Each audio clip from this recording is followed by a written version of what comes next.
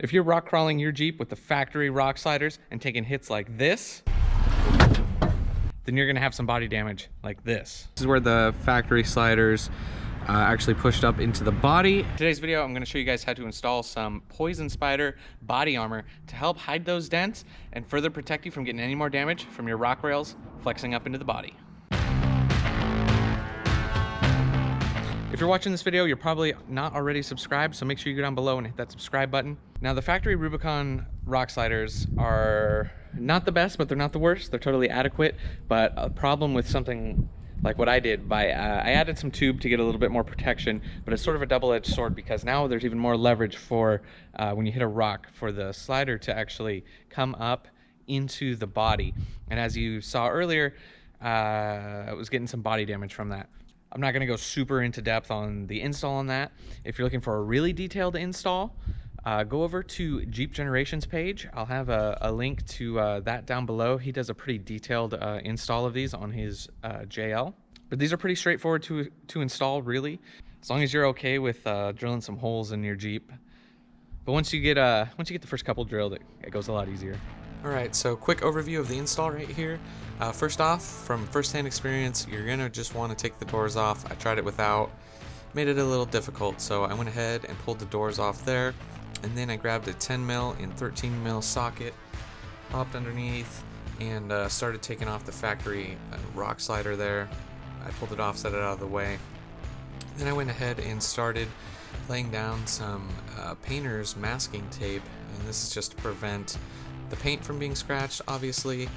Then I started mocking up the body armor here, and this part was a bit tricky with only one person, and I'm trying to get one bolt on each side ready, and I got those marked, went ahead and drilled them out with the 1/4" drill bit, and then came back with the 25/64. I'm getting ready to put the nut inserts here, one on each side like so. Then I can put the body armor back up there and use some clamps and make sure I get everything in its final position, so you can mark, you know, each hole. There's 18 more holes to drill. So once I got it finalized, I started using a center punch to mark each hole, drilling it out right here with the 1/4" drill bit in place. I found that to be easier. And then I went ahead and pulled the body armor back off, came back with the bigger drill bit and drilled all those out. Then I took some paint and put that in there just to prevent some rust on the exposed metal from drilling.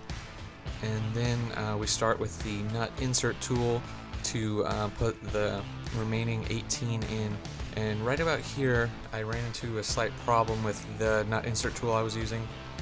I got a burr on one of the threads, and I was having a hard time, so I had to get that cleaned up.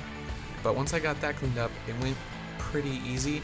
As you can see right here, it starts to get dark, and you can see I'm losing my daylight here. Because the tool I have, it works really well, but it's sort of more time consuming. There's other better tools out there as far as speed goes. If you're interested in that, I'll have a link down below on my Amazon page for one that's much faster than that. After that, you're able to pull off the masking tape and take the body armor and start just putting the bolts in. And you don't want to tighten anything right now. You just want to make sure that everything's going to line up. And right here I'm just hand tightening everything, and now I'm coming back with this socket and actually torquing everything down. Pop that Rubicon rock slider back on there, and then get those 10mm and 13mm bolts installed and torqued down, working my way down. And then obviously the last thing you got to do is reinstall your doors. If you're not familiar with that, look in your Jeep owner's manual for taking the doors on and off. It's pretty straightforward to install right there.